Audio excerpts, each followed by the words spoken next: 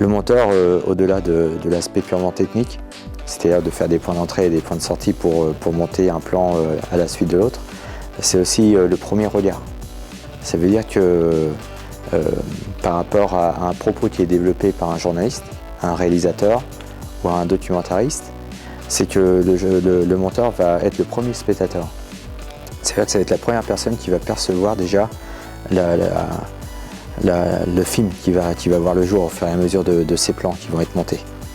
Et par rapport au contenu que va apporter le documentariste, le réalisateur ou alors le journaliste, c'est qu'il va déjà être critique par rapport aux propos, au-delà de la forme.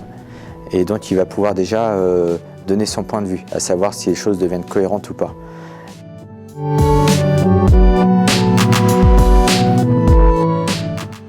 On a un large éventail par rapport à la société de production, c'est-à-dire qu'on est à même de pouvoir proposer des idées auprès des diffuseurs pour ensuite les développer, les réaliser et ensuite les diffuser, donc là entre autres à France Télévisions, mais aussi on peut avoir des commandes.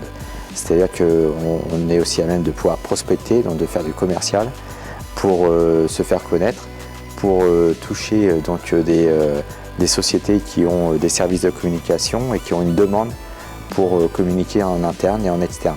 Alors ça veut dire quoi? Communication externe, ça consiste à faire de la publicité, donc c'est-à-dire à être vu, à avoir une meilleure visibilité. Et la communication interne, ça consiste donc à communiquer à travers le personnel de certains points importants au sein d'une société. Quand il s'agit de production pure, généralement le monteur il n'est pas au tournage. Et c'est quelque part pas si mal que ça parce que justement il a ce premier regard. Il est totalement innocent, je dirais, par rapport à ce qui a été tourné. Donc, il peut apporter déjà facilement une critique par rapport à ce qu'il va voir et de peut-être orienter différemment le sujet. Au sein de Convergence Images, on utilise Final Cut. Et sinon, on utilise le logiciel Avid Media Composer. Je dirais l'inconvénient d'un monteur, c'est qu'en quelque sorte, la frustration qu'il pourrait avoir à ne pas participer à la production d'un film. Et il y a quand même toute une vie derrière, avant même le montage quand même. Hein. Il y a la préparation, l'écriture, le tournage. C'est quand même pas rien à vivre. Hein.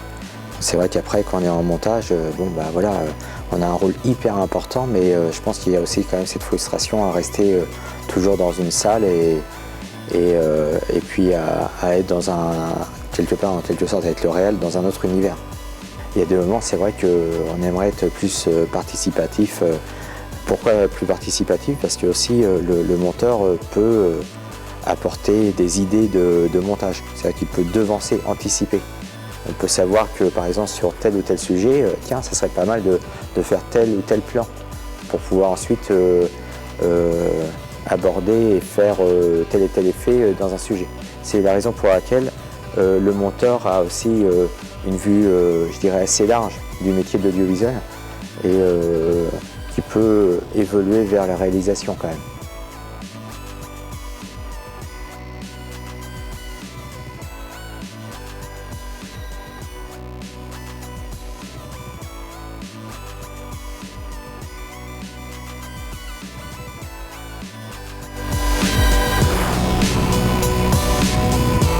Dans le domaine de l'audiovisuel qui est aussi un métier artistique qui touche une fibre artistique, une sensibilité, une perception, une sensation différente et après chacun à sa manière peut apporter sa façon d'aborder un sujet et ça c'est un peu l'histoire de chacun et ensuite c'est un peu, je dirais, les logiciels sont un peu le prolongement c'est comme un peu une arme, c'est un prolongement qui permet de pouvoir exprimer une façon de monter, de réaliser.